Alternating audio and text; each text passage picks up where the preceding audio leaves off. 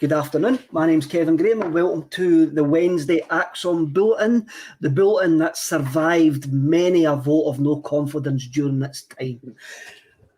As usual on a Wednesday now, we're joined by James and Brian. Lads, what's happening? How are you, mate? You good? It's good to see you back. It's a big comeback. I know. I mean, it's like Joe came back for injury towards the end of the season. You just got a renewed confidence in the team. So it's good to have you, fella.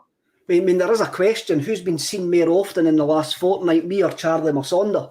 And I think it's very difficult to actually give you a straight answer. I've got a thing about Charlie Masonda, James. I reckon he's going to end up on Love Island. I think that's where he is. For folk that didn't ken, Charlie Masonda seemingly disappeared. He left Chelsea a month ago, got a contract with a Belgian side, was it? Yeah. It was a Belgian side. And he hasn't been seen since. When I was reading the story, James, I found it quite amazing that Charlie Masonda's 25. He was only about 19 when he came to us, was he not? He broke through really young. I say broke through. It's another case, Brian, of these sort of wonder kids that end up getting swallowed up by these elite football clubs and never to be seen again, eh? That is indeed. Also, we're on Islam Farouz and Vinches. Hopefully we can. Moko goes on to have a decent career and he doesn't fade into obscurity. Also that. And the thing about it is, when your club signs a wonder kid that has reason to celebrate, that basically guarantees you success, obviously. But the reality is, when you sign a wonder kid, they're just a kid and they need to be treated properly. We'll always have the Charlie Masonda cross in that European game where we thought we had an absolute player on our hands, but that didn't turn out to be the case, did it? We've got our first pre-season game today, lads, against SC Wiener Victoria, who I'm sure played King Tut's in 1991. I'm not 100% sure. I'll need to actually check that with JP Mason. What else will we do today? I've got a couple of big questions for you. We'll have the viewers' questions, but first things first, everybody that's watching, there's quite a few of you all watching just now. Please like and subscribe. Hit the wee like button. It helps the channel out. After Paul deleted nearly all our back catalogue by mistake to try and get ourselves back onto the feeds. So, right, let's get going. Pre-season, first game of the night. It's like last season now is like a distant memory, eh? But let's have a wee look at it. At this point last year, Ange Postecoglou wasn't the man that we wanted, but he turned out to be the man that we needed. So what does Ange Postecoglou need to do to continue to be the man that we need, Brian? Well, I think in the long term, what we want to do is have some European success. That's the sort of, I think, the aim now. I expect him to dominate domestically next season. Now, for people who think I'm being cocky, last season I thought the league would have been beyond us and exceeded my expectations. This year I expect us to win the league. So I think domestically he wants to continue doing that, but the only way we're going to progress is if we perform better in Europe. Now, actually, other than the Bodo Glimt games, our European campaign wasn't actually that bad. 9 points in the group stage.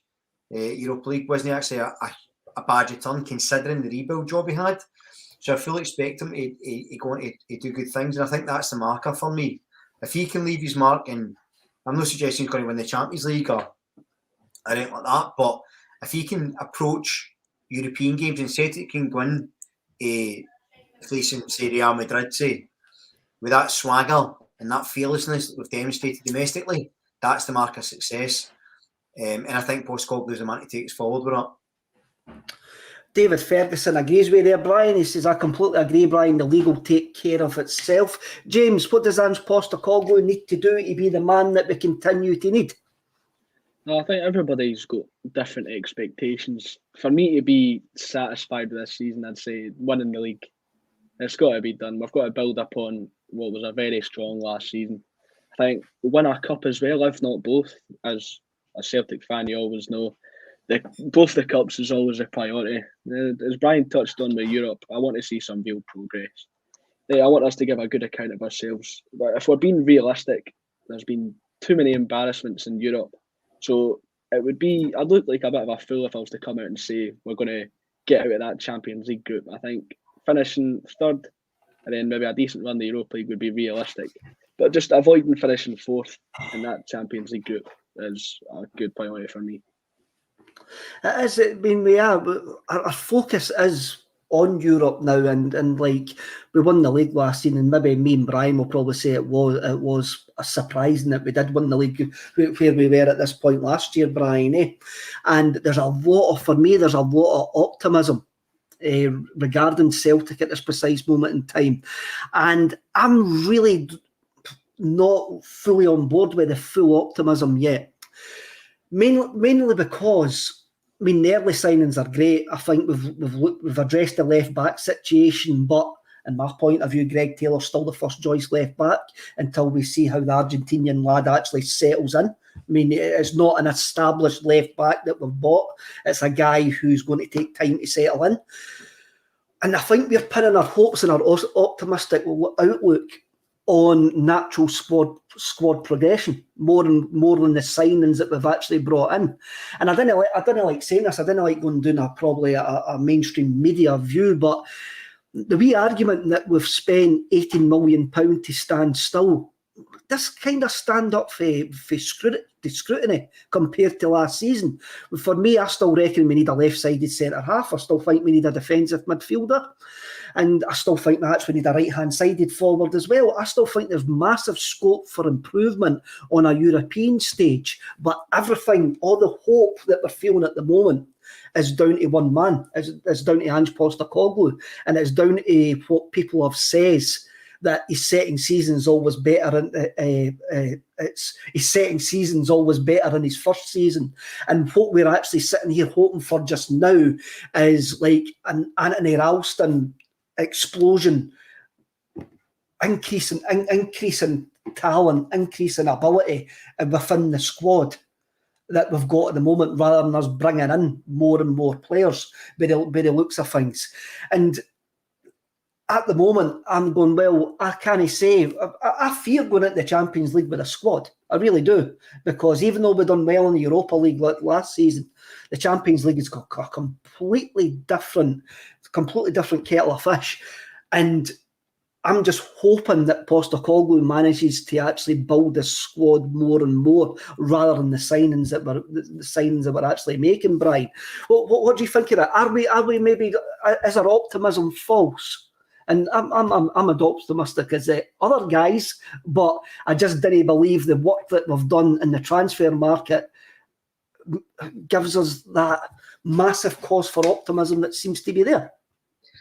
So I disagree. I'm incredibly optimistic. Good. I think that this is the most optimistic I've been getting a transfer window for a long, long time. So the reasons are. So I get the point you're making. I think you made it very well, because I can understand people get a bit hyperbolic, a bit excited based on the signings, but I think of it as the overall picture. So you look at, based on the empirical evidence we already have, Postecoglou's, as you said, second season is always better, right? So you look at how we finished last season, very strongly. Then you get all these guys in a pre-season, you get them all fit all at the one time, and you've got that improvement squad, and you imagine results will be better. I think that alone's reason to be optimistic. I think guys like Harry Kewell coming in, the changes behind the scenes, the fact we've got transfer business done pretty early and pretty well, I think these are all reasons to be optimistic. I also think that I don't buy the argument that we've spent that amount of money to stay still, because realistically, if we hadn't signed Jota and Carter Vickers permanently, that'd been a huge step backwards. So actually, I think signing them on long-term deals, I think it's a statement of intent. I think it makes the players feel better. And again, they'll still get a full pre-season, so they'll be even better than they were before. I think the left-back, there's far more intelligent people than me who've done this sort of scouting analysis, and apparently the boy's very, very highly rated and is almost tailor-made for Postecoglou's system. And I just think that, I agree with you, I do think we need the sort of wingers, the right-sided winger, or right-sided forward rather, a defensive midfielder and a left-sided centre-back. I totally agree. But if you'd have told me we get to the 6th of July and only need 3 signings, when the transfer window doesn't shut to September, I would be very comfortable with that at this stage. So I'm on the opposite side of the fence. I get the cautiousness because, like the romantics we are, Kev, we've been hurt before, we've been hurt in the past. Aye. The thing we love, but I even someone who can be quite pragmatic at times like me in terms of how I view things, I do have I've got a real sense, a real feeling of something special growing at Celtic, and it might not be this year, it might be next, but I can see the progression, I can sort of feel the progression. I think it's tangible, so that's my take on it. James, maybe I have got a pessimistic outlook. I mean, Numpty Days at 67 comes in. Kevin, were you born a pessimist? I wasn't actually. I don't think I was christened a pessimist. I don't think so. I'm just having a look at it from a numbers point of view, a facts point of view, that we've still basically got the same squad as last season with an untested left back coming in and a backup goalie, where I've got an argument with it. I said it previously, I didn't think we needed a backup goalie. And I'm a bit like Brian. I love the fact that we're pinning our hopes on Postecoglou having a fantastic second season and the current squad actually getting better. What I'm just actually saying to myself is, well, I haven't got any basis that this squad can actually step up a level to the Champions League at this precise moment in time. And I understand why people are so excited. I just haven't got on that bus yet. Yeah, well, you could make the argument that the Celtic squad last season was at the peak of its powers about January, February. At that moment, we played Bodo Glimt in the Europa Conference League when many were saying we could make a real good run in this competition, and we got absolutely bad about the park off them. So it's things like that that have me reluctant to be as optimistic as many others about the Champions League. I don't know if it's because the last few months has just been high after high after high for Celtic. We've had the early signings and we've won the league, so everybody's feeling really good. But I'm just really reluctant to be optimistic about the Champions League. You obviously hope we're going to do well, but I'm keeping reluctant right now. As far as the next season goes, you've just got to push on for where we left off. There's a couple more positions we could improve. I'm totally in the same boat as you, Kevin. I think left-sided centre-back, defensive midfielder and a right winger should be some of the top priority signings. I don't think our business is done, and this is why I'm actually having the caveat, and I'm going to do the air quotes for those who are listening on the audio podcast later on. This is why I've got the caveat: our business so far, and it is so far, and it's really early into the season. And tonight we've got a game where we might see somebody like the Argentinian left back get a game in that. And it just, for me, I haven't quite caught that wave of optimism as what everybody seems to have. It was great. I mean, I think back to the final game last season. It was utterly brilliant to see Jota coming back, to see Cameron Carter-Vickers coming back is absolutely fantastic. But I want to see the club always pushing on, and I haven't really grasped that in the transfer market yet. And I know that we're not going to spend 50, 60 million pounds, which we probably need to spend to compete in a Champions League, Brian, eh? But if we're being truthful with each other, right? And we can be truthful in this wee box that we're in. And the Champions League's been quite embarrassing for us, ain't it? When you actually have a look at even under Rodgers and that. And I just didn't want to go in and be embarrassed again. And it's a competition that we've got no chance of winning. So, and I'm not interested in the financial rewards. I'm more interested in the rewards that we're going to get playing football, winning games of football, eh? And I just have a look at that squad, and I didn't feel the Champions League's a place for us at this precise moment in time as we sit here at the start of a new season. So I think you recall this, Kev. I said before that we need to get to a point where the way we play domestically, we play in the Champions League and we get some more results. And I said that to get there, we're going to take several black eyes. And I think we still will. I think it's going to be a while before we're at that stage. However, I don't see any point in not trying it. So when we mentioned Rodgers, some of the tankings he took in Europe, I can at least see what they were trying to do. I could see they were trying to push to get better. Because I don't see the point of get into play against, I don't know, Atletico Madrid in the Champions League, and we sit back, put 10 men behind the ball and hope to sneak a counter-attack and get a quick 1-0 win at Parkhead, I don't think that's going to benefit anybody. And the reason is, we've been doing that for a long time and it's no benefited us. So it makes sense for me to try something different. And I think there's no way on earth Postecoglou is going to go in at any of those games and not try and not demand his teams, his players play fearless, brave, attacking football. And we'll get a few slaps along the way, but we're going to go down swinging. And eventually, over the course of maybe not this season, maybe next season, we'll get to the point where those slaps become less and less, and we're the ones doing the slapping. And that's where we need to be. And if we get to that stage, domestic football takes care of itself, and Celtic can get into those sort of, you're not expecting us to ever be like a Real Madrid who's winning Champions League after Champions League, but a club like a lot of what would be like their fan base, but like an Ajax, who work on a reasonably, relatively small budget, but they get to these competitions, they play well, they're always a threat. That's where I want us to get back to at least. And I think the only way to do that is to be brave and go in there and go head to head and be strong. And regardless of who you're facing, think, well, we're Glasgow Celtic, let's go for it. Will we get a few slaps? As I say, definitely. I think there will be times where we get turned over. But as long as there's progression, as long as even in defeat you see a bit there, because I would rather like the Real Betis game for last season where we get beat 4-3, I would rather that in the Champions League than sit behind the ball for 90 minutes and then somebody scores a last minute winner for the other team because we sat in our game. That it's just not how I see it progressing. So I just think again, but I want us to get there, and I think to get there, it's going to hurt. It's not something we can turn overnight, and even if we had all that money, even I think you said 60 million or so there, even if we had that, there's no guarantee that gets you success anyway. James, you mentioned Bodo Glimt earlier. If you do Bodo Glimt, you've been delighted, right? They battered us because they were the better team. They're 5 years into where they've been. I don't have any recollection of any of their European successes previous to that 5 years. No. I don't want us to take 5 years to get there. But the point being, the draw you get, the clubs you get against, everyone's in a transition period. All that matters is we do. And I think we just need to enjoy the games, but be aware that even if we take a down, even if we get beat, as long as there's progress and we're getting closer to that point, I'll take that for this season at least.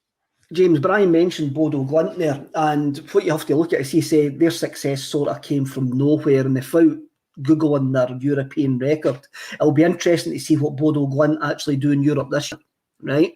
You look at Eintracht Frankfurt, they've had a quarter-final and a semi-final, and eventually they won the Europa League. Even if you look at Rangers, if you look at their quarter-finals, they built up to that point. There's plenty of teams come into Europe that are just a flash in the pan, have one great season, then completely drop off a cliff. I didn't want that for Celtic, and I'm sure Ange Postecoglou doesn't want that for Celtic, James. Yeah, I totally got what Brian was saying there about Bodo Glimt. Their success has been built upon 5 years of putting the bricks in the wall. After the capitulation a few seasons ago with Celtic, this is only our second season of trying to build this squad. And again, like Brian was saying, I think Ange is going to be totally fearless against these bigger teams.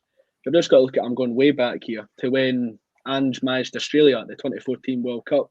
A game that sticks out to me for that World Cup was when Australia played Holland. It was a 3-2 game where Australia on the global stage proper took it to a very big team who eventually got to the semi-finals.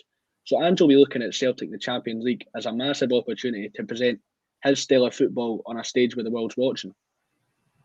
I definitely, and JMC comes in here, and this I was actually going to make this point when I was coming back to Brian there, but he got in there first. Sometimes you wonder how much money these guys, lasses, think Celtic got. We ain't spending 40, 50 million to play in Scotland. Get a grip and enjoy what we've got.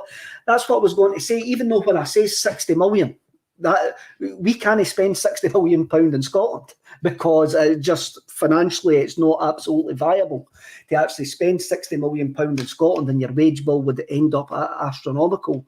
But we're looking to do things more cuter, Brian, And we need to do things more cuter than, and you mentioned Ajax, and there's other teams there who do things on a consistent basis in Europe from the middle-sized leagues or the poorer leagues, as we call it. And it's something that we haven't done well for over the last decade. As one of the failings, if you like, of the Peter Law era in charge, that we didn't seem to actually build ever on a position of strength.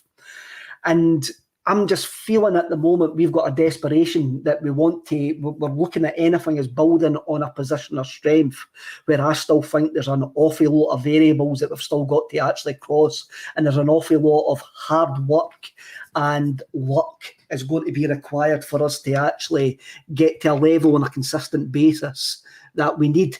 And every club from a middle league needs that going forward, Brian. You're absolutely right. And I think, but then conversely, that's why I'm so excited, because I think that move to a sort of sustainable long-term strategy of like an Ajax type model, one that we've kind of tried to replicate and failed, I think we're getting closer to it. I think when you look at investment, any investment we're going to make, as you say, we're going to play cute. I've mentioned before, when you look at the way Celtic signed traditionally, we tried to get players from unknown leagues for a small amount and sell them on, right? That was the plan. It worked to varying degrees. More often than not, we had one player out of 10 that went for a big amount. I think Ange's doing a similar thing, but he's just doing it better than everybody else. Because if you look at the amount of money we've played, maybe Jota aside, it is in that mould. Young players, good potential, need usually heard of them, and low amounts. So I do think that's something that's going to continue. Where I would like to see, and why I'm confident, going back to your initial point, is you can already see Ange's putting structures in place behind the scenes. There's investment growing behind the scenes in terms of the staff are getting in terms of the structure, in terms of this pathway. And that's going to take a long time to set. And you can wait for it to happen if it's going to be consistent. The problem in the previous years, I think, is a legacy issue, is that it's been different people's. So everyone's had a different idea. So a new manager comes in, they change everything completely. New manager comes in, they change everything. So you can never move forward. I feel like Ange's building something where, even if he's not the coach in a few years, that model will stay the same. And investment will go into that. Youth scouting, developing players, bringing them through, and supplementing that with smaller transfer budgets and getting them to that stage, so that, yeah, we might never win the Champions League, but hopefully we can compete regularly and get that profile up. That's my plan anyway. I don't know if that's what I would like to see happen. We are hoping it's Ange Postecoglou's plan as well, because, I mean, if you're being brutally honest, there's probably only 5 or 6 teams can get to the Champions League final. Well, there's only 2 teams can get to the final, but there's only 5 or 6 teams which start the season with a chance of getting to that Champions League final. Kaiser HTTC, anyone who devotes themselves to a teaching is a master after 10,000 hours. Our players will be masters of Ange ball, and we will go out and swing digs and take scalps. That's what we're hoping for, James. That we're actually pinning our hopes on Postecoglou. The trajectory of Postecoglou's coaching actually starting. David Ferguson actually points out, have you not been paying attention, Kev? David, if you're a regular viewer, you know that I didn't pay attention. That's why I make an idiot of myself nearly every Wednesday on this. Look how far we've come in one season, a full pre-season and 1 or 2 more in, and we're flying high. That is what we're really hoping for, James. It's interesting, Brian talks about the youth system there, and we've got a pre-season game tonight against an Austrian second division side, and it looks like the young lads are going to get, some of the young guns are going to get a wee run out. You've got the guys who have been pictured there are Bossen Law, Rocco Vata, Ben Summers and Josh Dade. I mean, we've been shouting, me and Brian are the romantics of the Axon team, and we want to see the youth team breaking through. Brian, if I asked you to choose out of the ones that you reckon will make a breakthrough, I know you're going to see Bossen Law, because you actually says it last season as well. So, James, you can't get Bossen Law. Who are you looking forward to seeing, and who do you hope gets some game time during this out of the players that are read out? Probably Vata. Oh, sorry, is that for James? Sorry. That's for James. I'll come back to you. Again, you're going to see Bossen Law. You didn't mention him on the wee list. you said there, I didn't think, but he is with the squad. Toby Oluwayemi. I'm not So sure he if is. I must admit. See, I didn't pay attention. He's really highly rated at Celtic. I've seen countless reports about how high a regard Celtic hold him in, and learning for Stevie Woods and learning underneath Joe Hart, who's a goalkeeper who's been there and done it. That's only going to help him improve. It's hope for the next sort of this season or the season after that he makes a proper breakthrough, because he's only around 18, 19 as well. So you'd really hope to see him get some chances in this pre-season. Brian, you want to bum up Boss and Lol? And Vata. Vata's one that I think actually I hadn't really mentioned him much before, but I just think given the fact we've no signed a sort of right forward yet, this is his chance to sort of go in there and say, oh, maybe you don't need to sign anyone. If he has a really good pre-season, I can see maybe coming on and featuring now and again. The reason I say Boss and Lol, I've said Dane Murray as well, because I've been banging on about Big Dane for a while now, but Boss and Lol's physically, he's a big, strong boy, very fast, very composed. I think he was the only one really that I thought was a standout for the B team last season.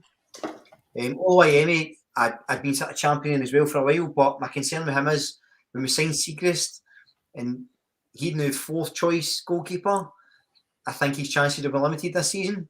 But Lol, I think, is, if you look at it, if we sign, so say we all agree we need a first choice Champions League calibre centre back, but we also still need another centre back. So we assume Julian's going to go, which we all think is going to happen sooner rather than later. We've got CCV, this mystery centre back, Starfelt, Welsh, and we need a fifth at least for cover.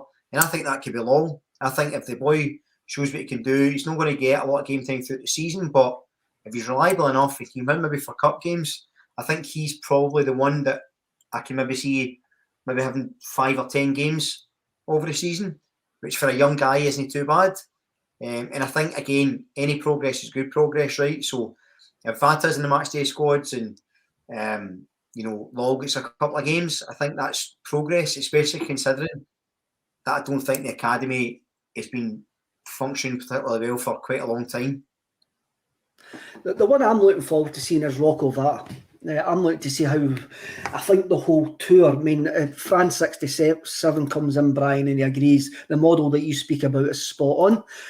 Peter, McG, agree, Brian, it's a pathway approach. So if we're looking at a pathway approach, then we're looking at Rocco Vata, how he's actually going to fit into this Celtic style. Francis McDonald points out, this is what I'm maybe getting at.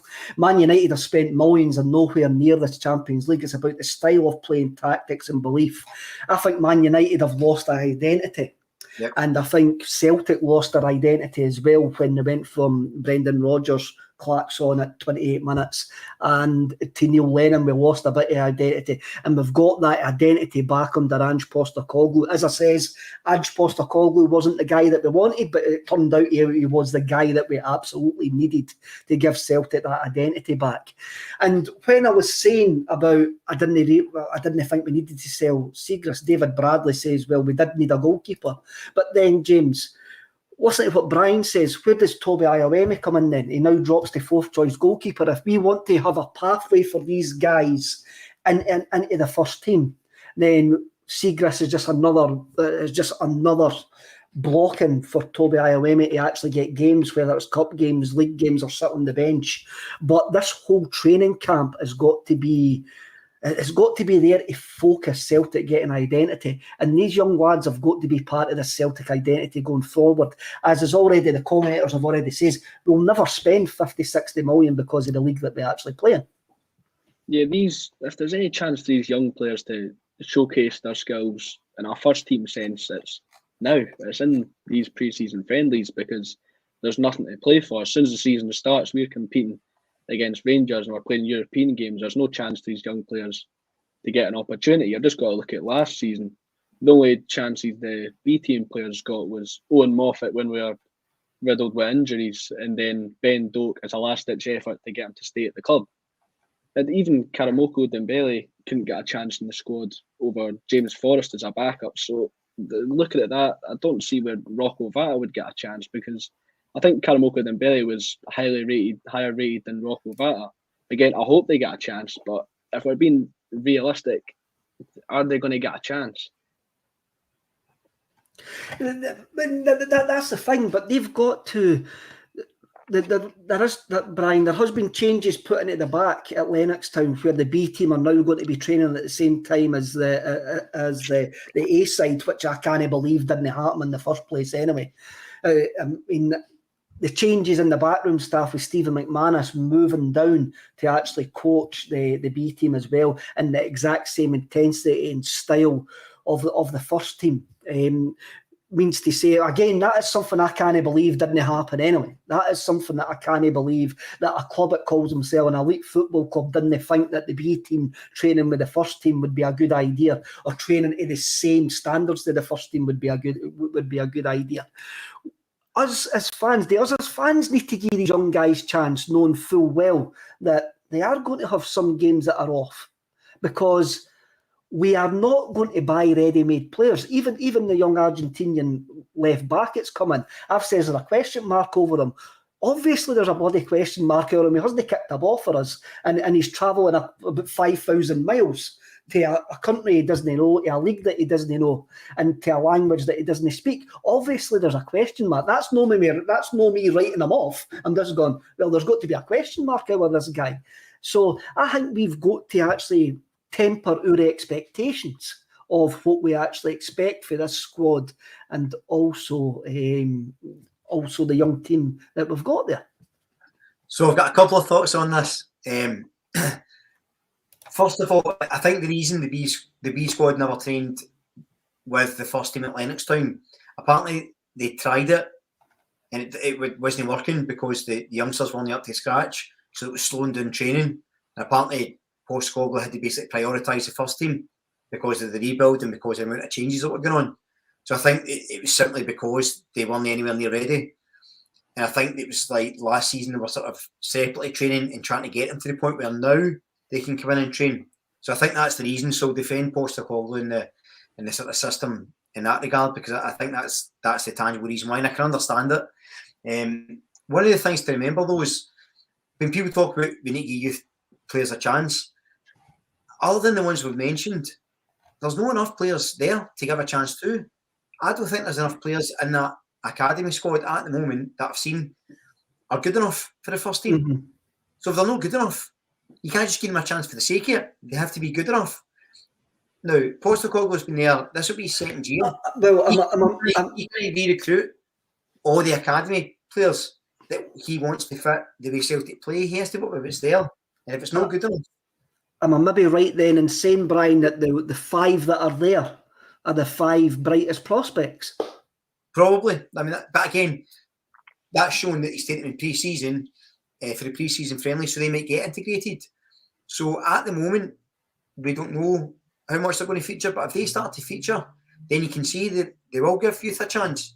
In terms of the fans' expectations, I think if a young player comes on and comes on for 20 minutes, 30 minutes, or starts a game and maybe doesn't have a decent game, I don't think he's going to get slaughtered.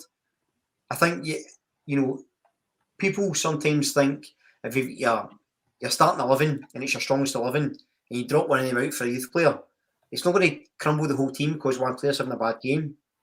The professionals and the more experienced players can sort of coach the youngster on through the game. It's when if you put 5 youth kids in the one game into that starting 11, then you might have problems. So it's about balance and it's about patience and it's about timing. I just think that you won't see the benefits of Postecoglou's version of the academy for a couple of years yet, unless it's, like we say, maybe 2 or 3 exceptions over the next season or so. And that's not been negative about the academy so far. It's just that you can't give players a chance if they're not there to give, right? And I think that Postecoglou's clearly, he stayed one of the first press conferences, he said that his priority was to get players through from the academy. That's what he wanted. And he's making steps now to try and fix that with the backroom staff, the changes in structure, the fact they're training and playing the same way as first team are. But again, it's going to take time. And I just hope that, God forbid Postecoglou leaves. If he leaves in a few years, we need to keep that mould and keep that going, because if we start it from scratch again, we'll have this conversation in 10 years. I think there's one thing I want to pick up there, Brian. You say that the players are not there. I think the problem that we actually do have, there's no development between 16 and 20. And if that development comes into players between 16 and 20, then some of the talent which is already there then you'll see more promise coming through. I reckon there's a lack of development, and I think that was shown in the B team last year, that there doesn't seem that there's too big a gap for the B team to the top team. Eric Barron was going on about Dane Murray overall all day. Dane Murray's CSC, I love him. I think he's a strong player. It seems like they're a bit keener on Law, but I agree. I think Dane Murray's still injured, Oh, is he? Maybe that's why then. I think he's still injured. Papa Francisco, Vat and Wall, the two I hope can progress this season as well. Alex Burrell comes for a target audience. We'll be mentioning Chaz and Dave and say, ain't no pleasing you. There's nothing wrong with a bit of Chaz and Dave, Alex. And Michael Ross, this is for James. Use the League Cup to blood some youngsters. James, Brian says there that you can't put 5 or 6 youngsters into a team all at once.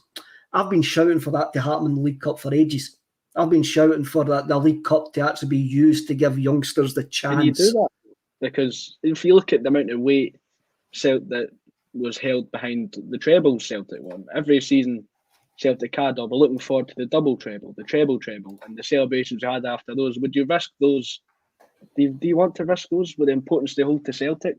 And again, just on the point of the lack of youngsters coming through, it's because they're all pinched at 16 years of age by the bigger clubs. Just Liam Morrison and Barry Hepburn went to Bayern Munich. Vincent Angelini, Leo Chielda went down south. There's the players, they're seeing that the opportunities aren't there, so they're leaving. So it's the only promise that Postecoglou really made at the start of the season that hasn't been fulfilled. But like Brian said, it's going to take time because it's a massive restructuring that's needed at Celtic, because teams like Ajax and PSV, the reason they are able to have so much money is because they build up their academies and sell the brightest prospects for 70, 80 million in a few years' time. Celtic might not be able to sell them for that much money, but you've got to be building your players up. Well, what do you think of that? What do you think of that, Brian? We're talking about development, we're talking about pathways. Then right away, James, one of the younger generations, so younger that actually did change his nappy. I mean, that's like... So he's gone, I didn't want to give up the League Cup, and there was somebody in the comments saying they didn't want to give up the League Cup either, and I'll find it once it comes back. Urban Kulsha, the League Cup is ours, do not hand it to the enemy. And Peter MG comes in and says we need to stop fixating on trebles and concentrate on the league in Europe.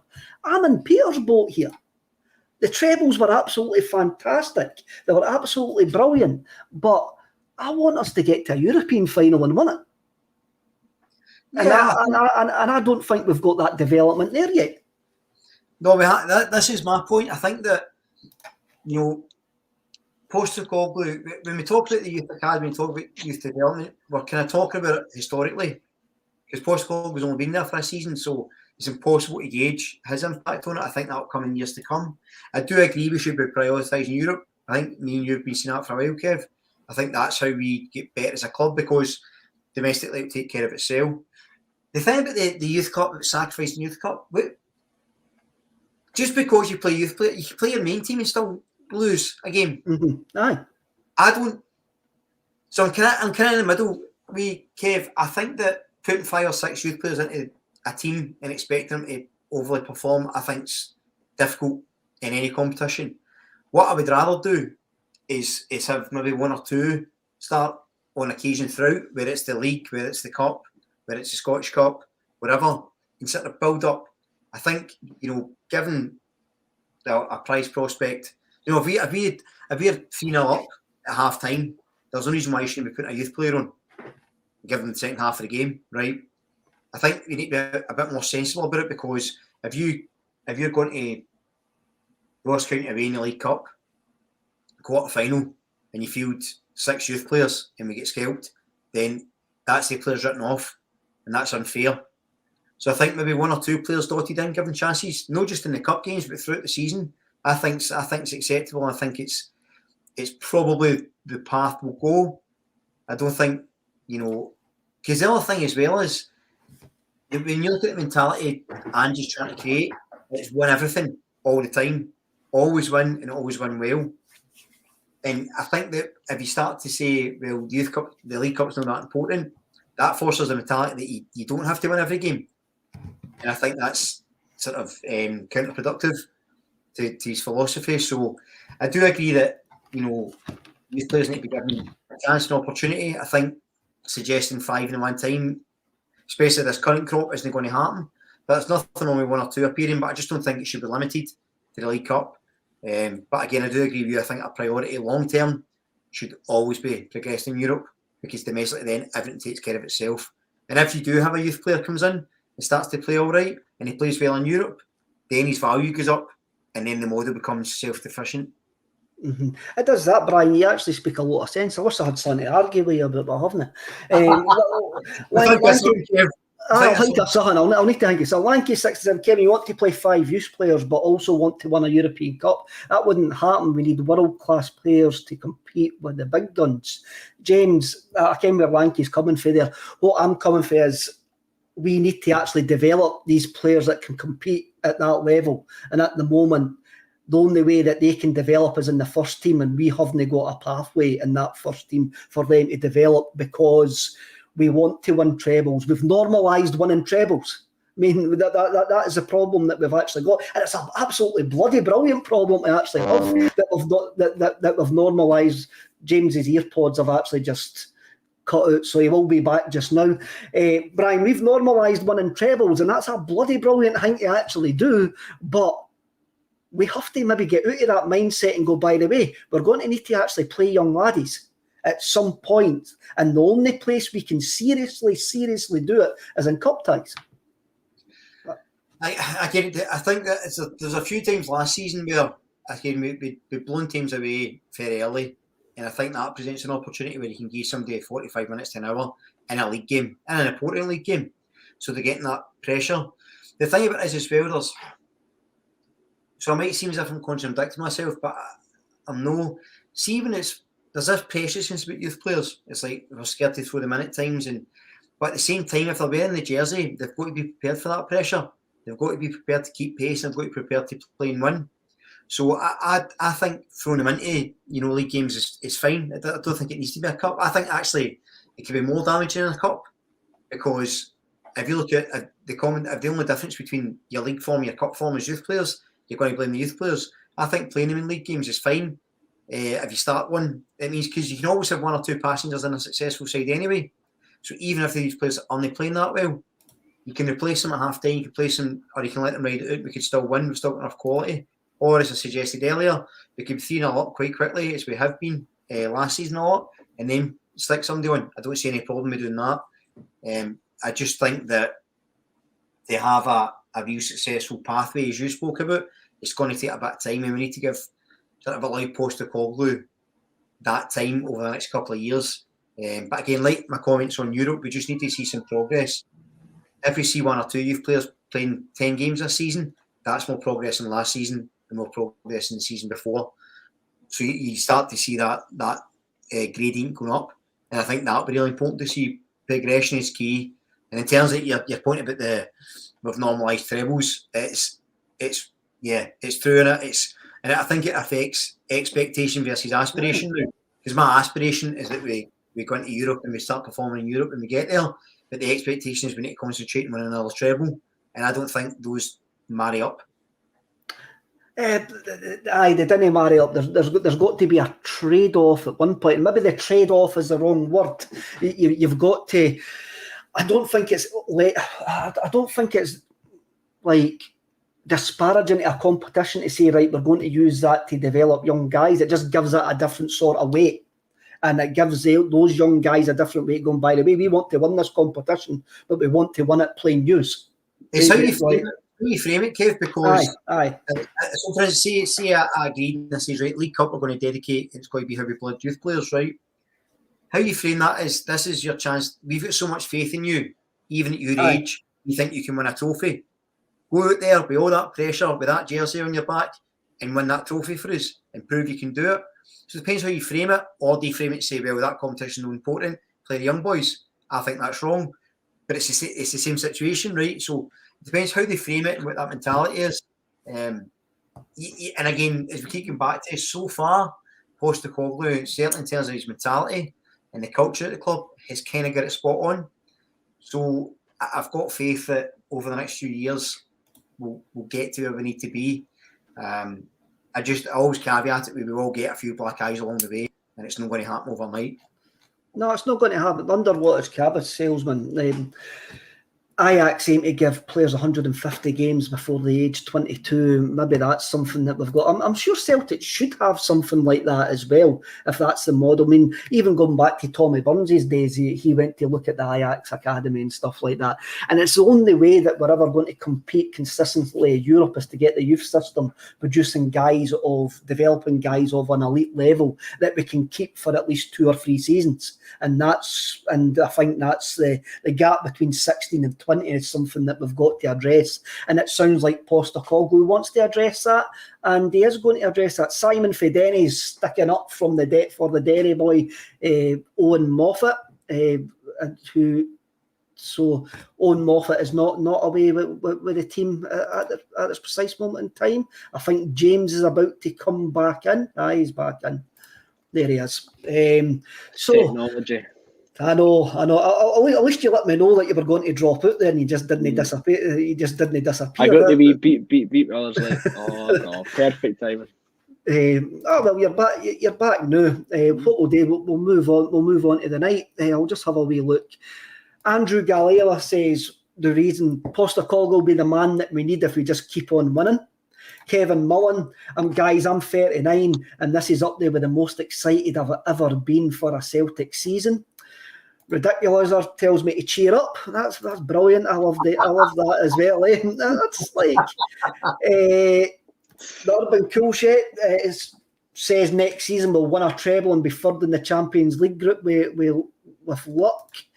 He also, let's have a look at the game. Where is that other comment that I was going to bring up? I've lost it. Oh, John Bozas, there it's there. League is the number one priority. I want the Scottish Cup as well, simply because it's usually the last big game of the season and a great game to be involved in. A run in Europe to silence the other mob as well. I mean, we still haven't heard the end of the toilet duck adventures, so we need to actually put an end. We need to actually put an end to that tonight. So. Game kicks off at 5:30. Urban Coolsey comes in. Start with our strongest team. A win here sets up lovely for the return leg. The return leg. That's what we're used to in pre-season, ain't it? What do you want to get for this pre-season, James? What do you actually want to see for these pre-season games? I want to see a team identity being forged, and the fact that we've made progress for last season and all these hours on the pitch means that Ange Postecoglou's philosophy is going to serve us well. And I also want to see some hope for the future. I want to see guys like Vat and Wall getting involved in the first team and showing that they can actually make the step up.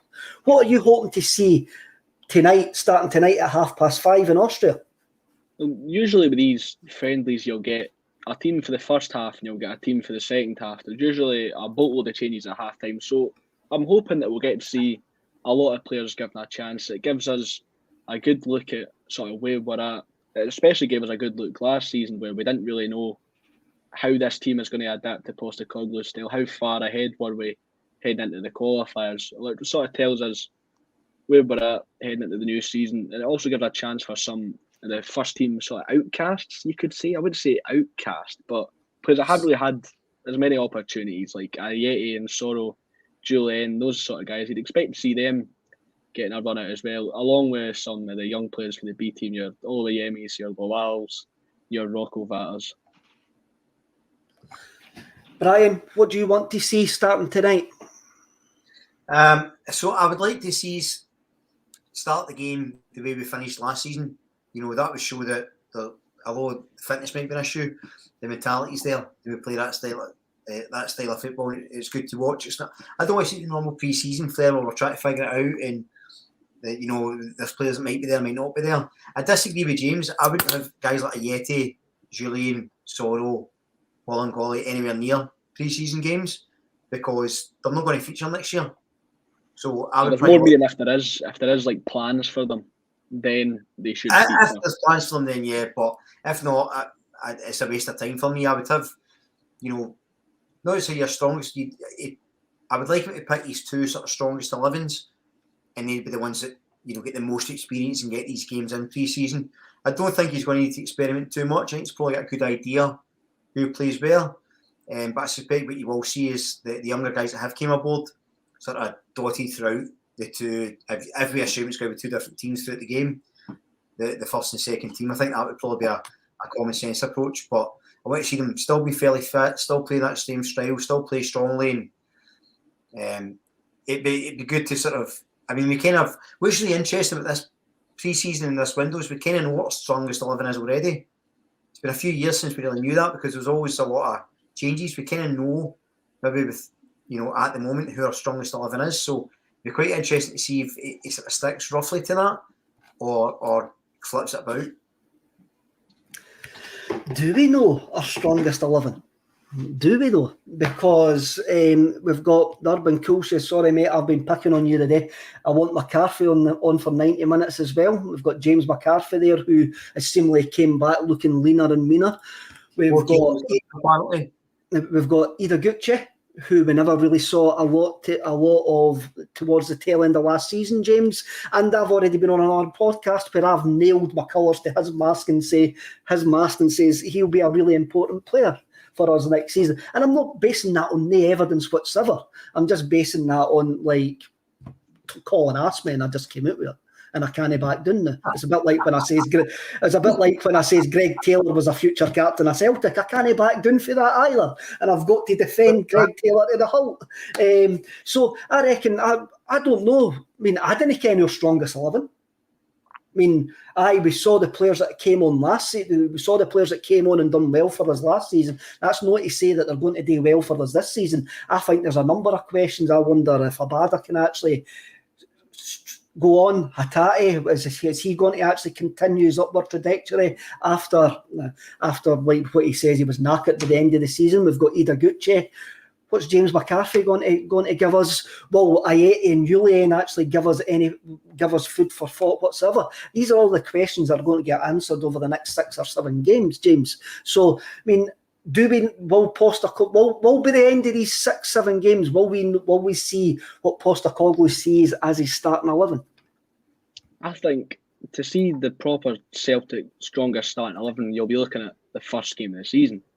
I think these games are going to be all about rotation and giving as many players a chance as he possibly can and bedding these players into the team to see sort of where they stand. And then the first game of the season, you'll get a full glimpse of where Celtic are and how we're looking into the new season. Mm-hmm. It's quite difficult, Brian, because this is a strange pre-season because we haven't got the European qualifiers. So there doesn't seem to be as like the urgency that usually would be for us to actually get guys in, and we end up with Dane Murray and Near Beaton playing centre-halves in Champions League qualifiers. So will this just be Postecoglou moulding his 16, 17 players for the future? Yeah, I think it'll be very much. I don't think he's going to waste any opportunity. As we've said there, this is going to be amazing for Postecoglou to have this much time with the squad because he never had it last season, and look what we achieved. So I think you start to see, players he thinks are going to play a part.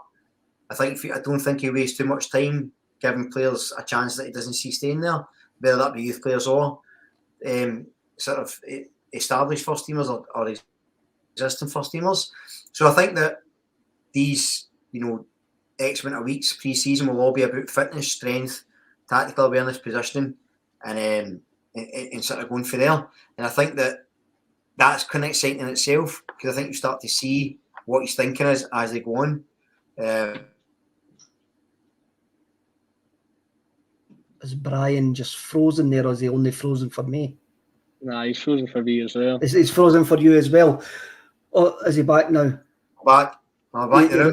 You're back now. You're probably right there, Brian. Jamie Young. I'll come to James with this. Turnbull. Does he fit in your? Does he start in your strongest 11, James? It's a tricky one because we've got so many options in the midfield. But I think Andy's a big admirer of David Turnbull. He started majority of the games before his injury, and his goals and assist record for Celtic, he always puts up good numbers for us. So I would like to see David Turnbull starting, but there's a lot of options there because you want Hatate starting as well. You want to see Matt O'Reilly getting game time. It's really complicated for Mr. Postecoglou, but you'll be hoping he'll have the answers for next season. Brian, I'm going to say Ange Postecoglou hasn't got a first 11. He won't have a first choice 11, he'll have a first choice 17, and he'll expect all of those 17, 18 players to actually contribute, and we'll have to get used to players rotating. I think that's the way it's going to be, and there'll be whoever the opposition is, it is going to change. I see Ange Postecoglou. I remember Brendan Rodgers actually saying the final 11 on the park are just as important as the 11 that actually start. And now it's an absolute team game, and the physicality and the athleticism that you need to play an Ange Postecoglou game. I think we're actually, I don't think if you asked Ange Postecoglou, he'll probably say, I don't have a first 11, I've got a first 17, 18. Well, that's what you want, isn't it? That's the way it sort of should be. I think that in terms of the Turnbull question, I think I'm a big fan of Turnbull's. I think he's probably, him and Matt O'Reilly will be vying for that position, I think. I don't think you see them too much together. I maybe be wrong. And I think it'll be Hatate, McGregor for the sort of number 8. And then hopefully a new sort of defensive midfield, and then probably Ideguchi backing him up with McCarthy's cover for kind of everywhere. But again, I suppose the exciting thing is you don't really know, right? And I like the fact that you talk about rotation, Kev. I think the only positions that Ange says he doesn't like to rotate is his centre-back partnerships and his goalkeeper. I think he likes to keep that quite consistent. Otherwise, I think he likes to rotate, either depending on games or keep the players fresh or keep opponents on their toes as well, so they can get used to things. So I think you're probably spot on there, actually. So there you go, there's something we agree on. That's good. 3 minutes to go, we agree, Kev. I agree with you. I'm just about to disagree with you, Brian. I think right, this is brilliant. Right, just disagree. I think McGregor's going to be playing at the 6 because him receiving the ball for the centre backs and progressing the play is really won Player of the Year last season for playing that exact role, I think, and trust McGregor to play that 6 role. If we sign a new defensive midfielder, I think it'll be as a backup to Callum McGregor, as an option there. I think it would be Hatate and O'Reilly / Turnbull, and then Callum McGregor in front of the defence. There you go. See, this is where we're going. I think Ange will see, like, for me, I think I would like to see a first team of 17, 18, then the rest of the squad made up of youth team players. I think that's the way that we've got to look at. And if any of that first 16, you've got another 8 or 9 youth team players that can actually step into that.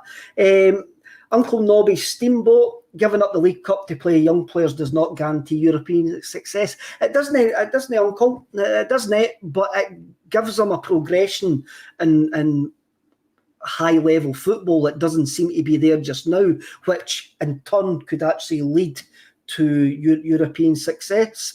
Let's have a wee look. Let's have a wee look here. Urban Culture, again, I want a discussion on Axom hairstyles. Uncle Nobby Steamboat said, I want to see James getting his fringe cut. Daniel Mack says, James has got enough fringe to lend me some. And Frank Kennedy says, are you copying Paul John's hairdo, mate? I love the fact that the chats just went completely mental again today. Always seems to happen when I'm on right enough, which is fine. Right, I've got a couple of quick fire ones. For us, I've lost my thing way there. Where is it? I can't believe this. See, I'm not up to speed, lads. I'm not up to speed. The new kit, where I find this comment, mixed reviews, absolutely love the new home kit. It gives me big Jackie Jakanowski vibes for the 89-90 season. I love it. Thoughts? James first.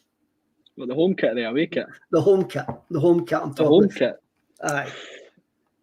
That might be a bit controversial, but I'm not a big fan of the home kit. I don't think the Adidas has got the home kit right. A single season they've been at Celtic. I think the silver stripes, they just look a bit cheap. I would have preferred some green stripes or some gold stripes, but for the away kit, I'm a massive fan of the away kit. I think that's the best kit Adidas has gave us since they came in. It's got a real retro feel to it. I like the shield. They might have overdone the shield a bit when it comes to all the training gear because the shield's on every single piece of it. But the only sort of knock I could give it is I wish the stripes would continue to the back on the away kit. But if you actually, you're really getting critical there. But if you actually notice, I saw the third kit for last season, the white one with the pinstripes. And the pinstripes didn't go down the back either. I noticed that when I was in an airport a couple of weeks ago. And I think that kit's actually improved. I hated that last season, but when I see it now... That's the only kit I bought last season. That actually looks all right. Brian, I love the home kit. It's an Adidas hang, the silver three stripes. It seems to be part of their kits for this season going forward. I love it. As I say, it gives me big 1990s vibes. I actually like the different colours in the hoops. What do you think? Yeah, I really like it as well. Actually, against the silver puts me off. I don't really like that, but I saw Jota and Matt Riley wearing it, and that's I sold it. Although if I buy it, I saw Greg Taylor wearing it, and that sold me. That's what you. The only problem is if I buy it, I'm not going to like those two, so that might be disappointing. But I like the V-neck. My favourite ever kit is the '96 CR Smith. With the embossed, the pattern through the hoops. I think it's '96 or '97. That's my favourite ever kit. So this one kind of reminds me of it. So yeah, I really like it. I like the dark green as well. Don't actually like the away kit. I think I'm the only person in the world that doesn't, but I'm not a fan of the stripes. I do like it. I like as I say, it looks like a darts jersey because there's no stripes on the back. But understand why there's no stripes on the back is so you can get a number put on it and get James McCarthy put on the back of your top or something. What do you say? I actually look like a dart player wearing it. What would your darts player's name be? Geez, put me in the spot there. I don't know. Right, we'll come back to that next Wednesday. James, do you care what your darts player's name would be? I can only think of something like Dirty or Rude. That's my name, so I need to remember him on the show. Judging by my darts playing career for the Newmarket, I would be Kevin Madhouse Graham, because I always ended up in double one. We'll end with a question with Uncle Nobby Steamboat. Random question: are Celtic a bigger club than Ajax? James? Why do you put me first here? Because you're the youngest. You can think quicker than me and Brian. I love Celtic, but if I say no, am I going to get crucified? I've need to say no. Brian? Celtic are considerably bigger than Ajax, in my opinion. On that note, I definitely agree. Lads, it's been brilliant. Lads, it's been brilliant. Lads, it's been brilliant. My first Wednesday back, and I thoroughly enjoyed it. Thanks to everybody that's watched, everybody that's joined in the comments. I think there is going to be an axe on tonight. I think we're just trying to get some contributors to come on and speak about the game afterwards. But if you keep having a look at our socials, we'll tell you there. Thanks everybody, and the Celtic are back tonight.